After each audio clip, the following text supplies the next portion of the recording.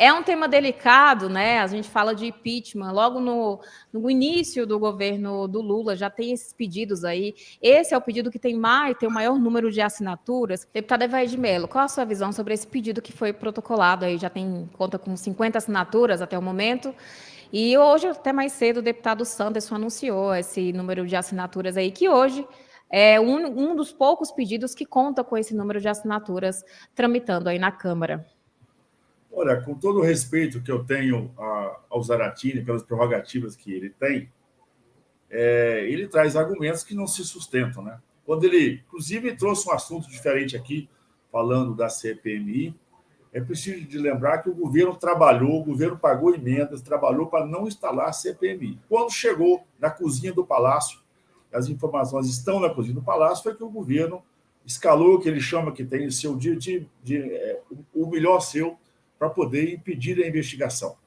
Que nós estamos, portanto, o governo sabe que a CPMI chegou na cozinha do Palácio, se preveniu para isso, e se prepare.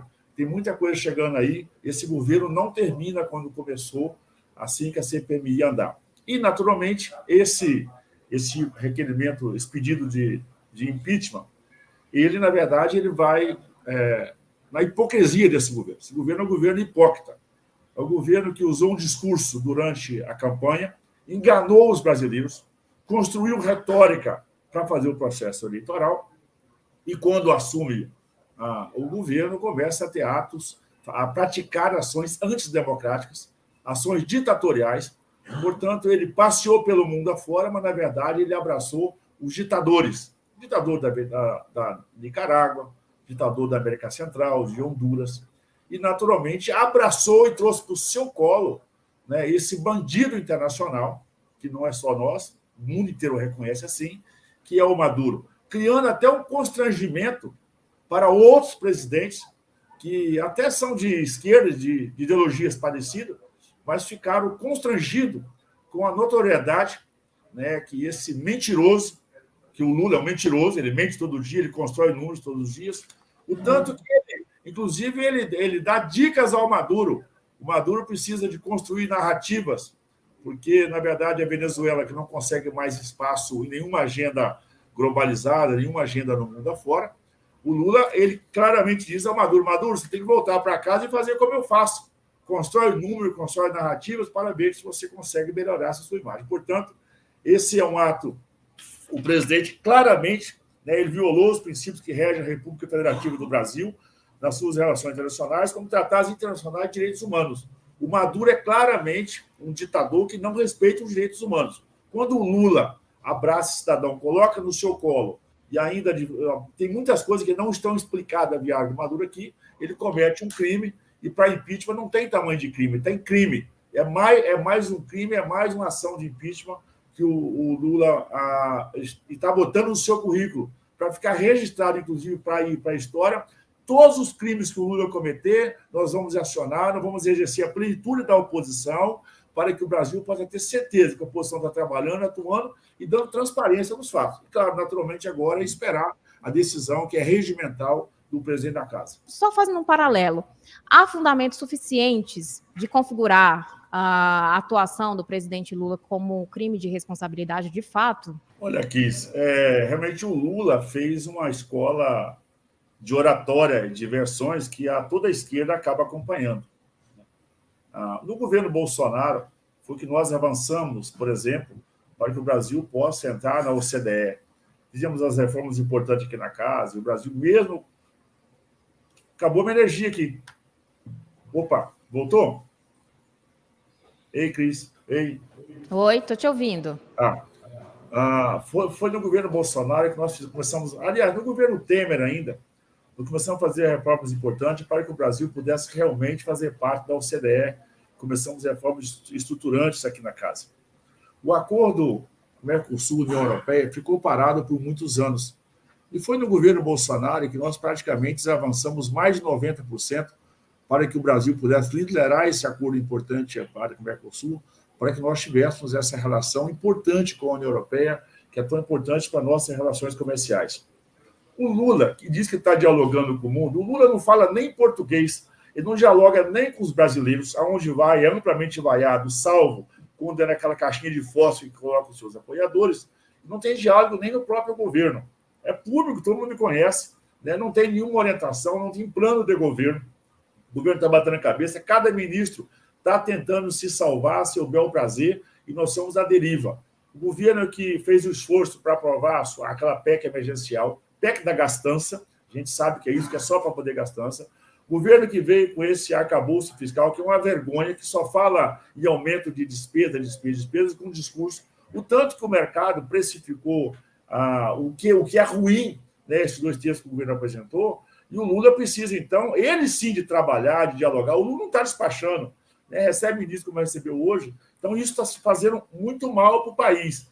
E já que ele tá muito amiguinho, né, do Maduro, ele deveria, inclusive, pedir ao Maduro como que a esquerda tentou colocar na conta dos Yanomamis, na conta do Bolsonaro a questão dos Yanomamis. É preciso ressaltar que mais de 70% do terreno da área Yanomami é da Venezuela. Seria um bom momento de apresentar um diagnóstico da real situação dos Yanomami da Venezuela, inclusive, que estão tentando fugir aqui para o Brasil. A Operação Acolhida seria um bom momento, inclusive, do Lula apresentar ao Maduro esse relatório vergonhoso que a todo dia esse número de venezuelanos estão fugindo da Venezuela para o Brasil, que estão morrendo de fome.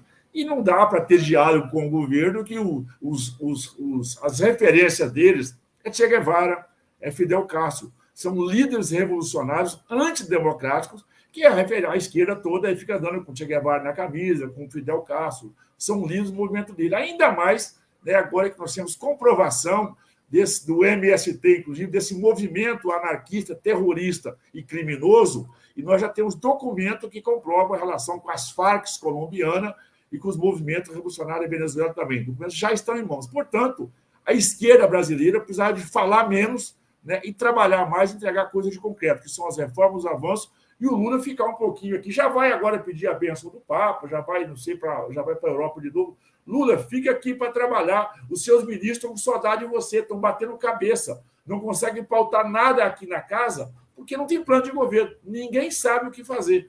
Coitado da economia brasileira, que tem sob orientação do Lula, um homem que não trabalha, que não conhece, ministérios arranjados, é um ministério que não respeita o setor produtivo. A Marina Silva veio aqui na casa, ofendeu o setor produtivo. O Lula todo dia ofende o setor produtivo. O Haddad, todo mundo sabe que é um mordomo que foi convidado para sentar na mesa, porque o convidado principal não veio. Infelizmente, esse é o Brasil real que nós estamos vivendo nos dias de hoje. A gente tem acompanhado aqui a dificuldade do governo em aprovar pautas prioritárias. A gente acompanhou o PL das fake news, o marco do saneamento, agora uma grande dificuldade para aprovar o arcabouço, aí que foi feito diante de uma grande negociação, e há também, a gente tem visto algumas críticas do próprio presidente da casa à articulação do governo dentro da casa, dentro da Câmara dos Deputados. Deputado Evair Mello, você avalia que esse ruído na comunicação entre o Arthur Lira e o presidente Lula pode vir a ser, talvez, um indicativo de aceitação desse pedido de impeachment? Vamos na linha do tempo, né? Eu digo que o Lula está para a política, assim como o Paulo Rossi estava para a seleção italiana em 82. Foi solto para ter uma atuação específica, né? Eles identificaram o Lula no único ator capaz, que o Lula é um ator, né, de vencer as eleições. E ele se orgulhou, dizendo que disputou as eleições sem plano de governo. Então, disputou as eleições sem plano de governo. Depois veio a transição, e eles, na verdade, fizeram um ajuntamento da companheirada e nada produziram ali. Foi um requentado de papéis e documentos. E o Lula, não sabendo o que fazer, ele requentou aquilo que ele fez lá em 2002. O Lula está com a cabeça na Copa do Mundo de 26, querendo escalar o jogador de 2002. Ele não vai conseguir, não tem plano de governo. Daí a dificuldade, né? É preciso deixar claro, não tem base de governo, até porque não tem governo.